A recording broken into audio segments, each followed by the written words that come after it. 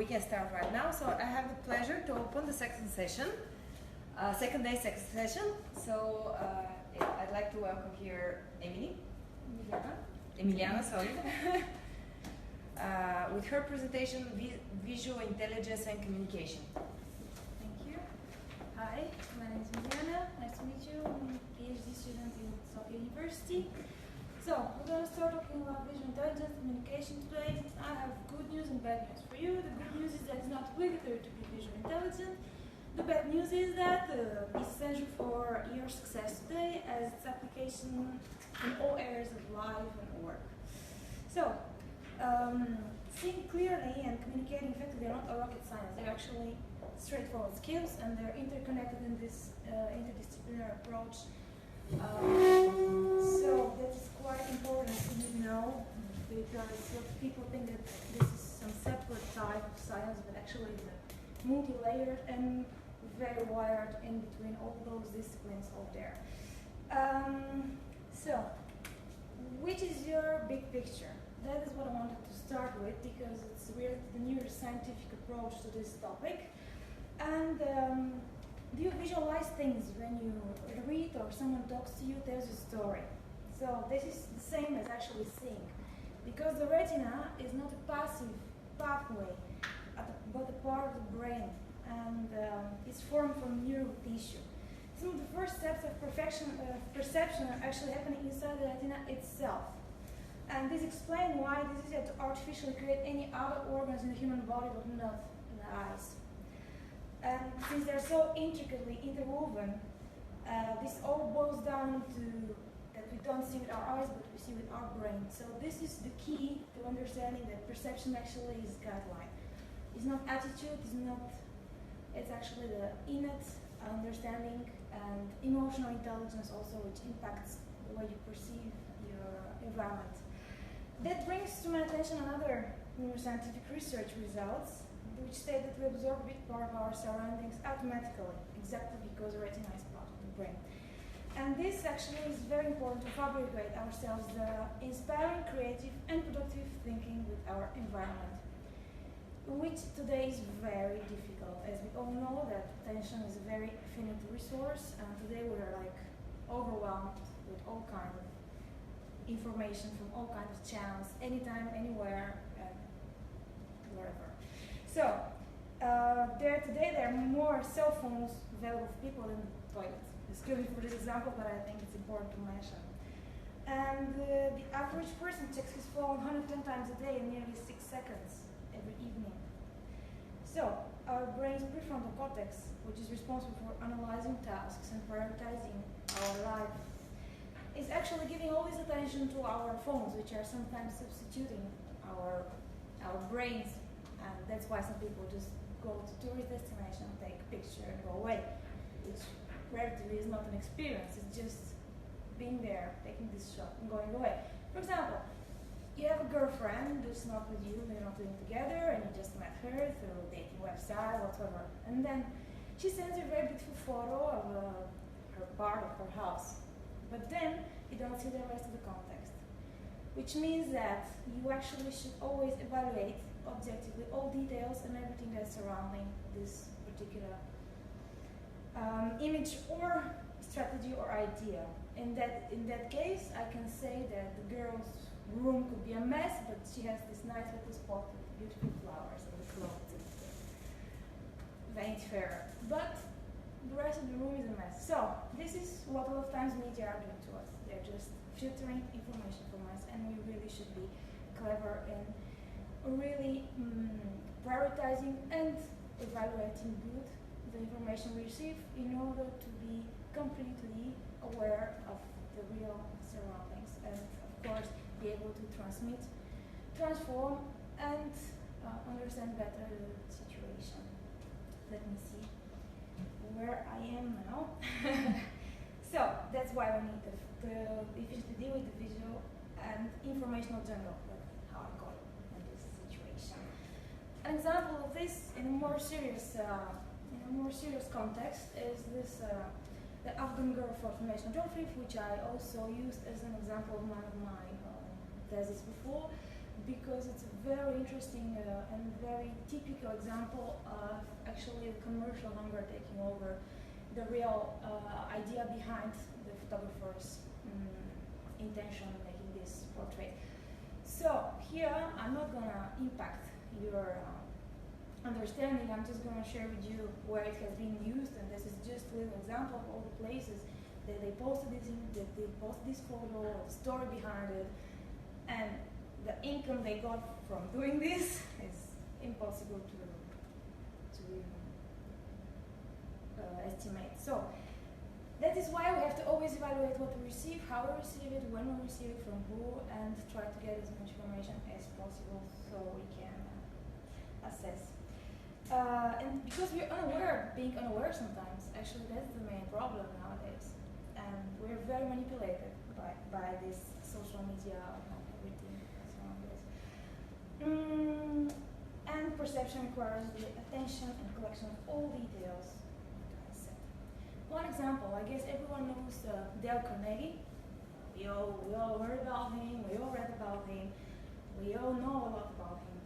So I'm going to read one quote of him because it's a very good one, and I always use it when I talk about something like this, about perceptions and different ideas. So he said once, personally I'm very fond of strawberries and cream, but I found that for some strange reason fish prefer worms. So when I went fishing, I didn't think about what I wanted. I didn't buy the hook with strawberries and cream. Rather, I then with a worm or grasshopper in front of the fish and said, wouldn't you like that? Why not use the same common sense when fishing for people? Since visual communication impacts our perception, beware of this principle not only when you transmit, but also when you receive.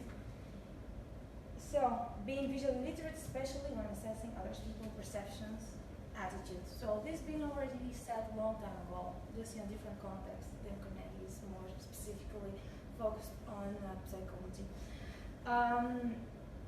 So, today we are facing this brain drain situation, being required to multitask all the time, not only when we work, but also when we have a family. And this is actually another research I found from the Journal of Experimental Psychology that reports that students who are distracted while working on complicated math problems take 40% longer to solve them. Ironically, this is the case in our life because everything is trying to make us very fast, and the need for speed is extreme. At the same time, this does not actually help efficiency, but the other way around. Another example I would like to give you is actually this story about a Brazilian favela in Rio de Janeiro. This is a photographer who made a little project, because actually it was more thinking than doing. I'm going to also allow myself to read part of it because it's from the book of Amy Herman. She wrote a book about visual intelligence. And this story I found there actually, so I'm gonna read part of it to you. So, although it sits on a hill overlooking the city of Rio de Janeiro's favela Morro da Providência, a massive slum of shanty houses is largely invisible to its cosmopolitan neighbors.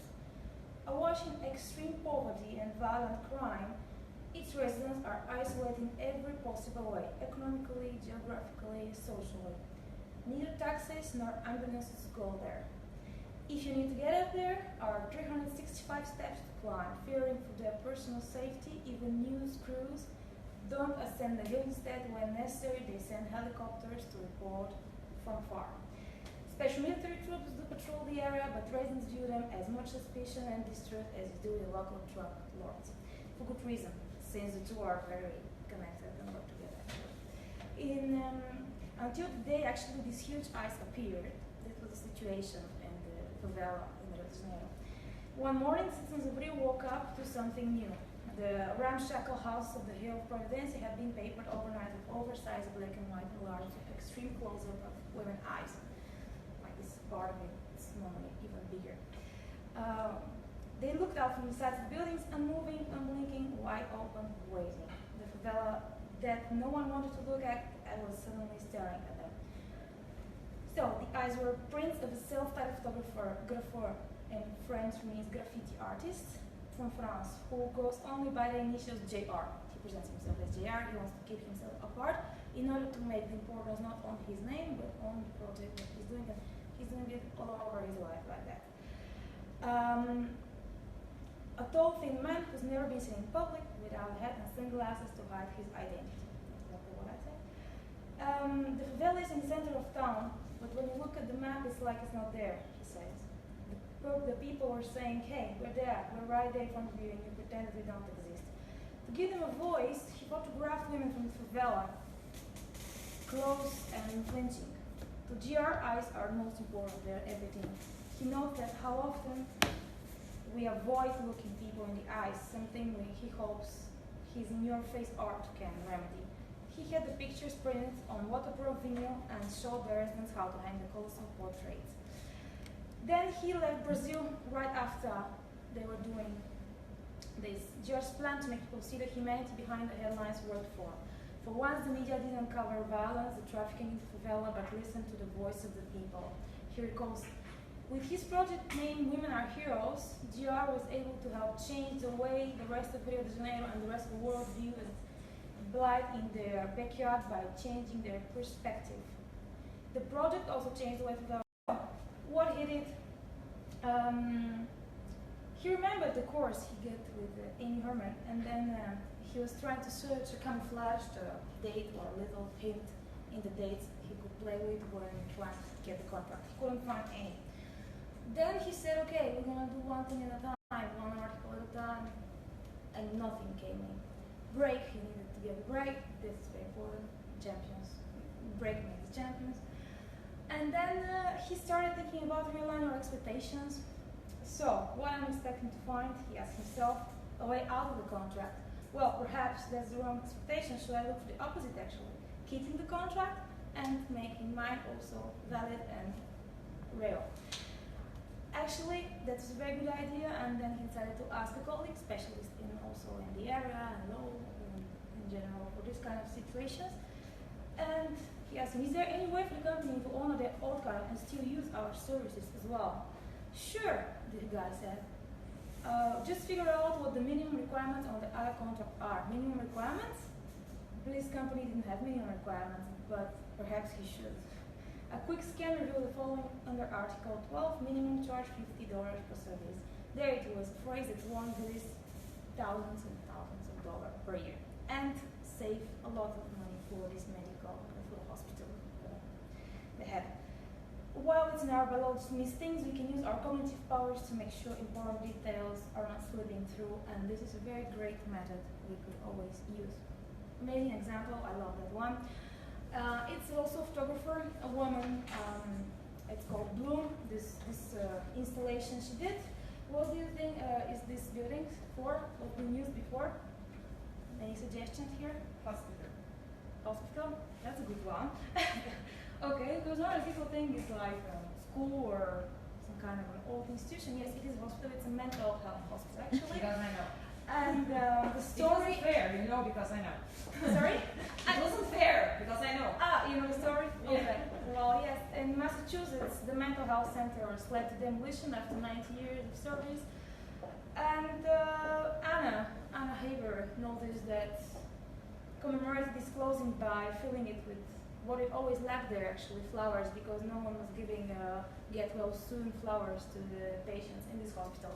That's why she commemorated the closure with this, and this is a very good approach to change people's perspective about mental health and perception of these issues as well, and how we treat those people. And that is what I wanted to share with you today. I hope it was not boring. Very nice and useful. No.